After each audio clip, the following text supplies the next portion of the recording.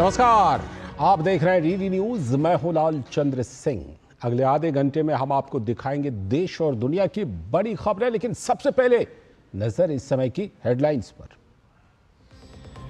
प्रधानमंत्री नरेंद्र मोदी और बांग्लादेश की पीएम शेख हसीना के बीच नई दिल्ली में हुई द्विपक्षीय वार्ता।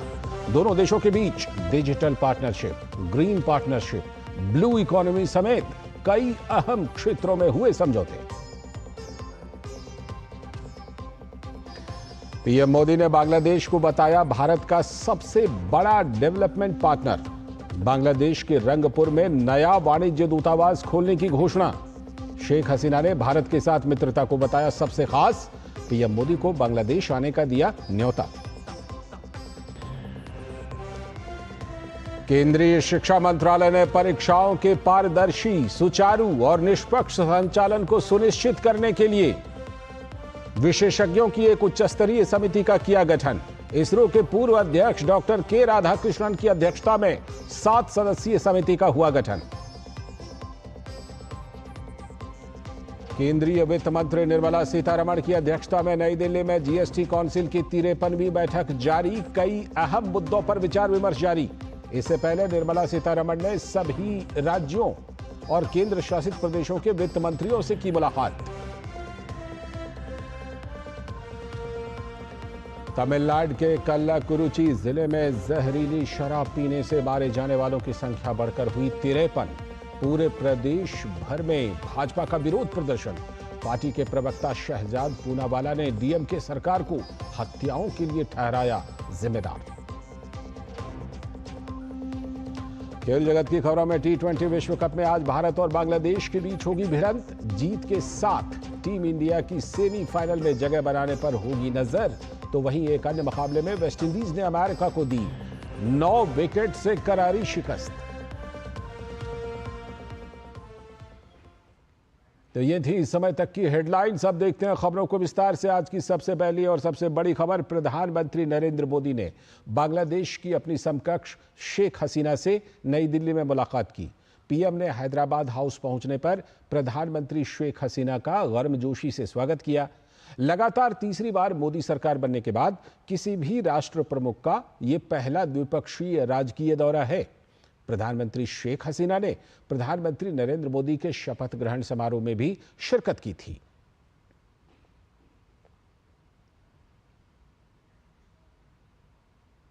और प्रधानमंत्री नरेंद्र मोदी और पीएम शेख हसीना ने अहम द्विपक्षीय मुद्दों पर चर्चा की। दिल्ली के हैदराबाद हाउस में हुई मुलाकात में दोनों नेताओं ने द्विपक्षीय सहयोग में हुई प्रगति की समीक्षा की।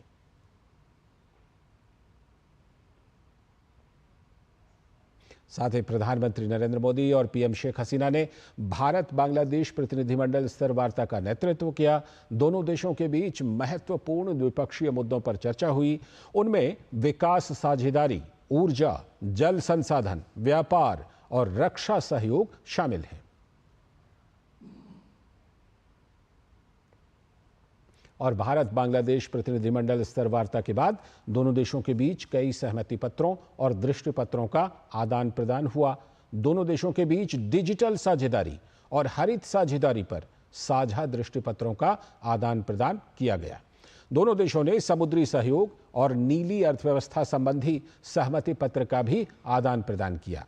स्वास्थ्य और औषधि क्षेत्र में सहमति पत्र नवीनीकरण, आपदा प्रबंधन संबंधी सहमति पत्र नवीनीकरण, मत्स्य पालन क्षेत्र में सहयोग को बढ़ावा देने संबंधी सहमति पत्र नवीनीकरण के साथ साथ सैन्य शिक्षा क्षेत्र में सहयोग संबंधी दस्तावेजों का भी आदान प्रदान हुआ। अंतरिक्ष क्षेत्र में सहयोग, रेलवे कनेक्टिविटी और समुद्र विज्ञान में सहयोग के लिए भी दोनों देशों के बीच सहमति पत्रों का आदान प्रदान हुआ। और प्रधानमंत्री नरेंद्र मोदी और बांग्लादेश की प्रधानमंत्री शेख हसीना ने वार्ता के बाद साझा वक्तव्य जारी किया। प्रधानमंत्री मोदी ने बांग्लादेश को भारत का सबसे बड़ा विकास भागीदार बताते हुए कहा कि भारत बांग्लादेश के साथ अपने संबंधों को अत्यधिक प्राथमिकता देता है। पीएम मोदी ने कहा कि green partnership, digital partnership, blue economy और अंतरिक्ष जैसे क्षेत्रों में सहयोग पर बनी सहमति का लाभ दोनों देशों के युवाओं को मिलेगा। 54 साझा नदियां भारत और बांग्लादेश को जोड़ती हैं।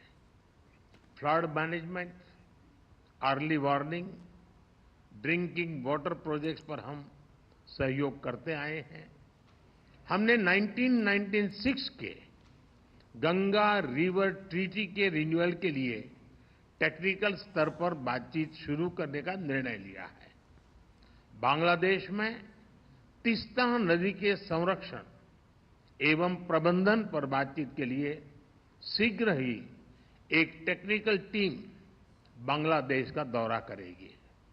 फ्रेंड्स, रक्षा सहयोग को और मजबूत करने के लिए डिफेंस प्रोडक्शन से लेकर सैन्य बलों के आधुनिकीकरण पर हमारी विस्तार से चर्चा हुई।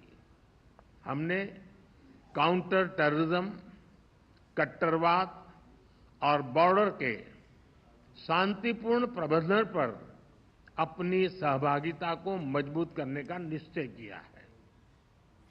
साथ ही प्रधानमंत्री मोदी ने हिंद प्रशांत महासागर पहल में शामिल होने के लिए बांग्लादेश के निर्णय का स्वागत किया। पीएम ने कहा कि बिम्स्टेक सहित अन्य क्षेत्रीय और अंतर्राष्ट्रीय मंचों पर भी दोनों देश आपसी सहयोग जारी रखेंगे। पीएम ने द्विपक्षीय रिश्तों में हुई प्रगति को सराहा। अखौड़ा अगरतला के बीच भारत बांग्लादेश का छठा क्रॉस बॉर्डर रेल लिंक शुरू हो गया है। खुलना मोंगला पोर्ट द्वारा भारत के उत्तर पूर्वी राज्यों के लिए कार्गो सुविधा शुरू की गई है। मोंगला पोर्ट को पहली बार रेल से जोड़ा गया है।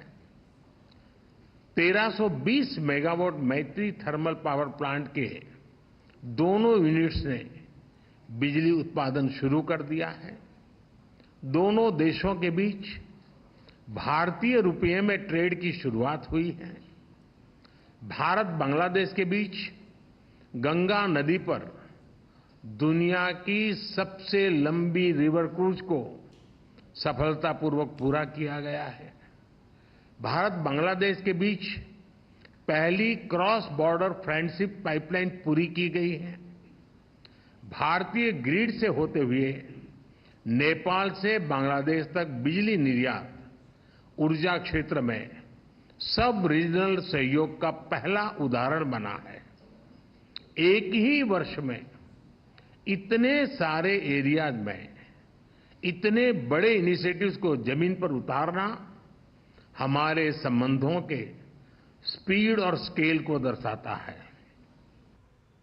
और बांग्लादेश की प्रधानमंत्री शेख हसीना ने भारत के साथ बांग्लादेश के मजबूत होते रिश्तों की सराहना की। उन्होंने प्रधानमंत्री नरेंद्र मोदी को बांग्लादेश दौरे के लिए आमंत्रित किया। बांग्लादेश के पीएम ने कहा कि दोनों देशों के शीर्ष नेतृत्व के दौरे द्विपक्षीय संबंधों की मजबूती को दिखाते हैं। I am now visiting New Delhi for an unprecedented second time in the same month, June 2024.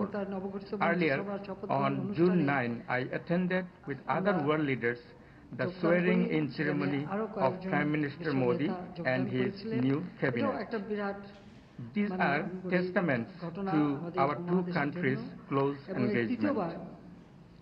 Prime Minister Narendra Modi তিনি ক্ষমতায় এসেছেন তাকে আমার আন্তরিক অভিনন্দন জানাই। My heartfelt congratulations to Honorable Prime Minister for his historic third time as the Prime Minister. आगे आपको दिखाएंगे कुछ और बड़ी खबरें। फिलहाल वक्त है एक ब्रेक का। बढ़िया है, प्राकृतिक हल्दी, मिर्ची, धनिया नहीं, मिर्ची, धनिया, हल्दी, MDH। घुटना, कंधा या कमर, चाहे जैसा हो दर्द, डॉक्टर ऑर्थो आपको देता है दर्द से पूरी आजादी। ये कोई टेम्पररी पेन किलर नहीं, आयुर्वेदिक औषधि है। बात जब पीढ़ियों के लिए बनने वाले घर की हो तो जिम्मेदारी बड़ी हो जाती है। गैलेंट समझता है ये जिम्मेदारी। अब डबल एम रिब्स के साथ गैलेंट एडवांस TMT रीबार, निर्माण का real hero.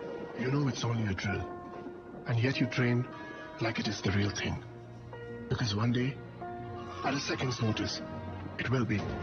One day, you'll come together as an invincible team. And every second you save will be a life saved. The Indian Air Force is looking for an exceptional team. A team that is truly a cut above. join the Indian Air Force to be a cut above.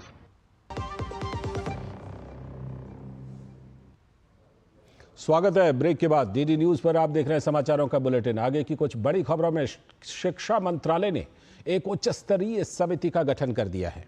ये समिति परीक्षाओं में पारदर्शिता सुनिश्चित करने के साथ साथ परीक्षा के सुचारू और निष्पक्ष संचालन भी करेगी। इस समिति में 7 सदस्य शामिल हैं। समिति में इसरो के पूर्व प्रमुख डॉक्टर के राधाकृष्णन, एम्स के पूर्व निदेशक डॉक्टर रणदीप गुलेरिया, हैदराबाद विश्वविद्यालय के वीसी प्रोफेसर बीजे राव, आईआईटी मद्रास के प्रोफेसर के राममूर्ति, पीपल स्ट्रांग के सह संस्थापक पंकज बंसल, आईआईटी दिल्ली के dean student affairs professor Aditya Mittal और शिक्षा मंत्रालय के संयुक्त सचिव गोविंद जायसवाल शामिल हैं। आपको बता दें कि 2 महीने में इस समिति को अपनी रिपोर्ट देनी होगी। समिति परीक्षा प्रक्रिया के तंत्र में सुधार, डेटा सुरक्षा और प्रोटोकॉल में सुधार और एनटीए की संरचना और कार्यप्रणाली पर भी सिफारिशें करेगी।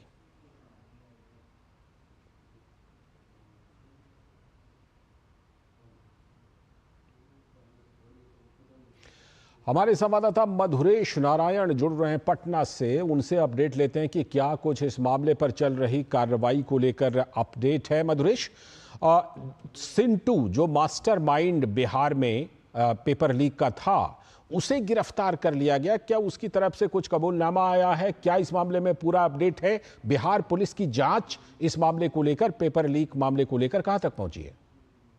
देखिए, इस पूरे मामले में जो जांच है वो काफी गुप्त तरीके से की जा रही है। आधिकारिक रूप से इसकी जानकारी नहीं दी गई है, लेकिन कल जो गिरफ्तारी हुई है सिंटू की देवघर से, तो बताया जा रहा है कि प्रारंभिक पूछताछ में ही उसने स्वीकार कर लिया कि उसने जो उसको पेपर मिले थे, सॉल्व किए हुए पेपर मिले थे, जो उसने बिहार के 2 लोगों को संजीव मुखिया को दिया और उसके बाद वो बाकी जगहों पे प्रोपोगेट किया गया व्हाट्सएप के थ्रू। तो ये जो है ये एक मतलब अभी जो सबसे महत्वपूर्ण जानकारी ये निकल के आ रही है। इसके अलावा एक और जो गिरफ्तारी है वो कहा जा रहा है कि वो नालंदा जिले में हुई है और ये जो व्यक्ति जिसकी गिरफ्तारी हुई है वो भी इस पूरे पेपर लीक कांड में जुड़ा हुआ था। बताया जा रहा है कि लोगों तक पेपर पहुंचाने का जो काम था व्हाट्सएप के थ्रू और उनसे कांटेक्ट करने का जो काम था वो उसकी जिम्मेदारी थी। और वो संजीव मुखिया जो इस पूरे प्रकरण का जो सेकंड मास्टरमाइंड माना जा रहा है और वो उसका काफी खास आदमी भी माना जा रहा है। संजीव मुखिया का जो बेटा है शिव कुमार, वो भी पटना के पीएमसीएच से उसने एमबीबीएस किया है। तो जो आर्थिक अपराध इकाई है वो इस बारे में भी जांच कर रही है कि उसका एडमिशन कैसे हुआ, उसने 5 साल 6 साल पहले एमबीबीएस कैसे क्रैक किया, और ये वो उन सारी चीजों को लेकर के भी जांच चल रही है। हालांकि फिलहाल जो शिव कुमार है वो एक दूसरे पेपर लीक कांड में, बीपीएससी टीचर परीक्षा के क्वेश्चन पेपर लीक कांड में अभी जेल में बंद। ठीक मधुरेश, ऐसे मामलों पर लगाम लगाने के लिए और इन चीजों में सुधार करने के लिए, कार्रवाई करने के लिए एक केंद्रीय शिक्षा मंत्रालय ने एक उच्च स्तरीय समिति का गठन कर दिया है। ये जिस तरह के इस तरह की प्रैक्टिसेस हैं, इस पर इस समिति स्टडी करके एनटीए में सुधार के लिए सिफारिश करेगी। क्या इसके बाद ये उम्मीद की जाए कि ऐसे जहां कहीं भी कुछ छिटपुट मामले आते थे उन सभी चीजों को पर अब रोक लग पाएगी इस समिति के गठन और इसकी सिफारिशें लागू करने के बाद? हाँ, निश्चित रूप से ये समिति बहुत महत्वपूर्ण होगी, खास करके उन बच्चों के लिए जो अपनी मेहनत से एग्जाम की तैयारी करते हैं, लंबा वक्त देते हैं, अपने जीवन का एक लंबा समय उस पे शक्ति और सब कुछ इनपुट लगाते हैं। उनके लिए ये समिति और इस समिति की रिपोर्ट काफी महत्वपूर्ण होगी। ये समझा जा रहा है कि इस समिति की रिपोर्ट जो भी आएगी और उसे अगर लागू किया जाएगा तो जो भविष्य में आने वाले जो क्वेश्चन पेपर लीक के मामले हैं या इस तरह के जो भी मामले सामने आते रहते हैं उन पे निश्चित रूप से रोक लगेगी। और अभी हमने कुछ दिन पहले ही देखा था कि बिहार में जो बीपीसी टीयर 2 टीचर भर्ती टीयर 2 के जो एग्जाम हुए थे उसके भी प्रश्न पत्र लीक हो गए थे। हालांकि वो मामला भी बिहार की आर्थिक अपराध इकाई के द्वारा अंडर इन्वेस्टिगेशन है और उसमें भी संजीव मुखिया जो एनटीए नीट पेपर लीक का जो सेकंड मास्टरमाइंड माना जा रहा है वो भी इसमें भी इन्वॉल्व है, तो कहीं ना कहीं ऐसे लोगों की हिम्मत टूटेगी। जी बिल्कुल। जिस तरह से ये समिति का स्ट्रक्चर है मधुरेश, इस समिति में तमाम जो ऐसे प्रोफेशनल्स हैं शिक्षा के क्षेत्र से, ज्ञान विज्ञान के क्षेत्र से, उनको रखा गया है। और इस समिति को जो कार्य प्रणाली होगी, जो कार्य का दायरा दिया गया है, हाल के दिनों में हमने जो तमाम इस तरह की खबरें देखी हैं नीट को लेकर के, नेट को लेकर और कुछ और परीक्षाओं को लेकर के, एनटीए में सुधार की ज़रूरत की बात होती रही है। अब इस समिति के गठन के बाद जो छात्र हैं जो एनटीए में सुधार की मांग कर रहे थे वो संतुष्ट होंगे, उनको एक भरोसा होगा कि सरकार ने इसके सुधार के लिए एक बहुत ही उच्च स्तरीय समिति गठित कर दी है और सिर्फ 2 महीने के अंदर उनको अपनी रिपोर्ट देनी होगी। हाँ जी बिल्कुल लालचंद जी, ऐसा बिल्कुल होगा। बच्चों में एक तरह का इंतजाज्म आएगा कि सरकार ने उनके भविष्य को लेकर के गंभीरता दिखाई है और ऐसी समिति का गठन किया है जो बहुत जल्द 2 महीने में ही अपनी रिपोर्ट देगी और उन रिपोर्ट को लागू करके उनके लिए जो भविष्य में एग्जाम किए जाएंगे, कंडक्ट किए जाएंगे, वो निश्चित रूप से एरर फ्री होंगे और इस तरह की कोई शिकायत नहीं होगी। तो निश्चित बात है कि इससे जो छात्र हैं उनका उत्साह बढ़ेगा। ठीक है, जिस तरह सरकार ने 0 एरर परीक्षा की बात कही थी, उस दिशा में इसे बहुत बड़ा कदम माना जाना चाहिए। बहुत बहुत शुक्रिया मधुरेश जुड़ने के लिए और इस खबर पर चर्चा करने के लिए। और बिहार से जुड़ी खबर यह है कि नीट पेपर लीक मामले पर बिहार के उप मुख्यमंत्री विजय कुमार सिन्हा ने कहा कि परीक्षा घोटाले के तार आरजेडी और लालू परिवार से जुड़े हैं। उन्होंने कहा कि गड़बड़ी करने वालों से इन लोगों का क्या संबंध है, इसका जवाब देना पड़ेगा। सिन्हा ने कहा कि नीट पेपर लीक मामले को दबाने और छिपाने वालों को बख्शा नहीं जाएगा। नियुक्ति का घोटाला का अनुभव है, बच्चों के प्रतियोगिता परीक्षा में गड़बड़ी का। ये गैंग पूरी तरह से कैसे एक्टिव आपसे जुड़ता तार है और लज्जित बिहार होता है। पूछ रहा है प्रश्न, जवाब देना होगा आपको। बिहार के अंदर इन लोगों के साथ तार क्या है, गड़बड़ी करने वाले से संबंध क्या है, ये तो बताना चाहिए। जो भी है, जहां का भी है, सबकी जांच होनी चाहिए, क्योंकि बच्चों के भविष्य के साथ खिलवाड़ करने का बार बार इस तरह से माहौल से नकारात्मक वातावरण बनता है। इसमें सबको सहयोग करनी चाहिए और इसको दबाने और छुपाने वाले लोग अब बख्शे नहीं जाएंगे। और बिहार में शिक्षक पात्रता परीक्षा यानी कि टीईटी भी स्थगित कर दी गई है। परीक्षा की संशोधित तिथियों की घोषणा बाद में की जाएगी। आपको बता दें कि पहले यह परीक्षा 26 जून से लेकर 28 जून के बीच आयोजित होने वाली थी। वक्त आ गया एक और ब्रेक का। ब्रेक के बाद लौटेंगे तो देखेंगे आज की कुछ और बड़ी खबरें। जीरा से प्यास बुझाए, डाइजेशन के लिए मस्त, शरीर में नमक पानी का बैलेंस बनाए।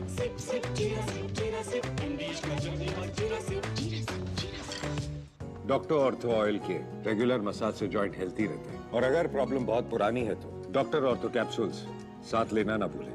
अब दर्द भी घुटने टेकेगा। सिकल सेल एनीमिया एक तरह की बीमारी है। यह आनुवंशिक बीमारी है, यानी माता पिता से उनके बच्चों में आती है। इससे रक्त कोशिका का आकार गोल न होकर हंसिया जैसा हो जाता है, साथ ही उसका लचीलापन खत्म हो जाता है, जिससे नसों में खून बहने से परेशानी होती है और शरीर में तेज दर्द होता है। खून की तुरंत जांच करवाएं और डॉक्टर द्वारा दी गई सलाह एवं दवा का सेवन करें। साथ ही ज्यादा से ज्यादा पानी पिए और स्वच्छता का ध्यान रखें। यदि सिकल सेल से पीड़ित युवक और युवती आपस में शादी करते हैं तो उनकी संतान में यह बीमारी होने का खतरा बहुत अधिक रहता है। इसलिए शादी से पहले लड़का और लड़की के खून की जांच जरूर करवाएं, ताकि इस बीमारी को आने वाली पीढ़ी में फैलने से रोका जा सके। आइए सिकल सेल एनीमिया बीमारी को जानें और इसे रोकें।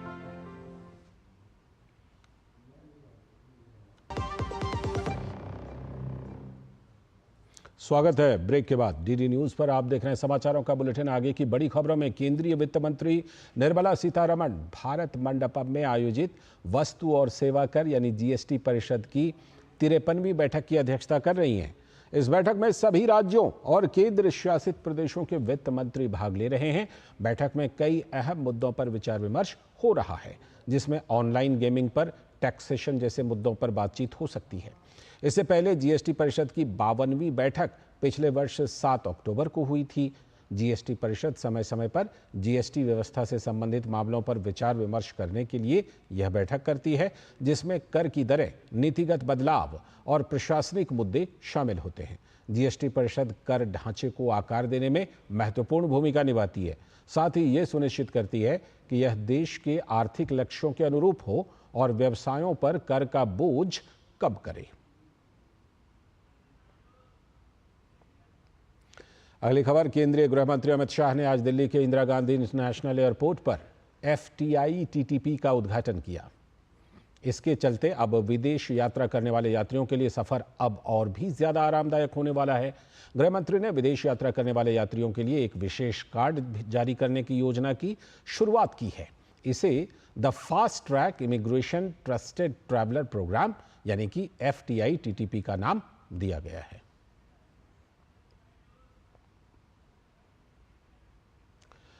तमिलनाडु में जहरीली शराब से मारे जाने वाले लोगों पर बीजेपी ने दुख जताया। इस मामले में भाजपा के नेता शहजाद पूनावाला ने डीएमके सरकार पर हमला बोला। उन्होंने कहा कि ये राज्य प्रायोजित हत्या है और इसके लिए डीएमके सरकार जिम्मेदार है। वो 53 ऐसे लोग हैं जो अपने परिवार के एकमात्र कमाई का स्रोत थे और अधिकतम लोग, क्योंकि करुणापुरम इलाका जो है कल्लकुरिच्ची का, वो क्योंकि वो SC अनुसूचित जाति समुदाय डोमिनेटेड इलाका है, तो ज़्यादातर जो लोग थे वहाँ के वो अनुसूचित जाति से आने वाले लोग थे। और इस पर आज सवाल ये पैदा होता है कि इसको केवल कोई दुर्घटना घटना बोलना ये अन्याय होगा। दरअसल ये राज्य प्रायोजित मृत्यु है, राज्य प्रायोजित हत्याएं हैं। ये स्टेट स्पॉन्सर्ड मर्डर है और स्टेट स्पॉन्सर्ड मर्डर के पीछे केवल और केवल वहां की डीएमके की सरकार जिम्मेदार है। अगली खबर, 10वें अंतर्राष्ट्रीय योग दिवस के अवसर पर शंघाई के ऐतिहासिक शहर बंद में भारत के वाणिज्य दूतावास ने योग सत्र का आयोजन किया। कई लोगों ने पूरे उत्साह के साथ बढ़ चढ़कर योग में हिस्सा लेकर स्वास्थ्य लाभ किया। एक बड़ी खबर खेल के मैदान से, T20 क्रिकेट विश्व कप के सुपर 8 में आज भारत का सामना बांग्लादेश से होगा। भारत की कोशिश अपने जीत के सिलसिले को जारी रखते हुए बांग्लादेश को हराकर सेमीफाइनल में अपनी जगह पक्की करने पर होगी। T20 विश्व कप 2024 में विजय रथ पर सवार टीम इंडिया आज सुपर 8 के अपने दूसरे मुकाबले में बांग्लादेश से भिड़ेगी। भारतीय टीम के लिए ये मुकाबला बेहद अहम है। टीम की कोशिश इस मैच को जीतकर सेमीफाइनल का टिकट कटाने की होगी। टीम इंडिया का इस विश्व कप में अब तक का सफर शानदार रहा है। ग्रुप दौर से लेकर सुपर 8 में अब तक खेले गए सभी मैचों में टीम इंडिया को जीत मिली है। टीम के प्लेइंग 11 की बात करें तो भारतीय टीम ने ग्रुप स्टेज में टीम में कोई बदलाव नहीं किया था। इसके बाद सुपर 8 के पहले मुकाबले में अफगानिस्तान के खिलाफ मोहम्मद सिराज को बाहर बैठाया गया। उनकी जगह कुलदीप यादव को अंतिम 11 में जगह दी गई। अब बांग्लादेश के खिलाफ मैच में टीम एक और बदलाव के साथ उतर सकती है। फॉर्म से जूझ रहे शिवम दुबे की जगह अनुभवी संजू सैमसन को टीम में मौका दिया जा सकता है। बांग्लादेश की बात करें तो सुपर 8 में इस टीम को पहले मैच में ऑस्ट्रेलिया के हाथों हार का सामना करना पड़ा था। टीम के बल्लेबाजों ने निराश किया था। आज के मैच में भारतीय गेंदबाज बांग्लादेश की मुश्किलें बढ़ा सकते हैं। हालांकि टीम अपने प्लेइंग 11 में बिना किसी बदलाव के उतर सकती है। भारत और बांग्लादेश के बीच अब तक खेले गए मुकाबलों पर नजर दौड़ाएं तो दोनों टीमों के बीच कुल 13 T20 इंटरनेशनल मैच खेले गए हैं, जिसमें भारतीय टीम को 12 मुकाबलों में जीत मिली है, जबकि बांग्लादेश के नाम केवल 1 जीत रही है। वहीं T20 वर्ल्ड कप में दोनों टीमों की अब तक 4 बार टक्कर हुई है। इस दौरान सभी मुकाबले टीम इंडिया ने जीते हैं। आज होने वाले मैच में भारतीय टीम की कोशिश अपने पुराने रिकॉर्ड को कायम रखते हुए सेमीफाइनल में जगह बनाने की होगी। Sports desk, DD news. तो सभी की नजर रहेगी इस मैच पर। इसी के साथ इस बुलेटिन में फिलहाल इतना ही। हमें दीजिए अनुमति। नमस्कार।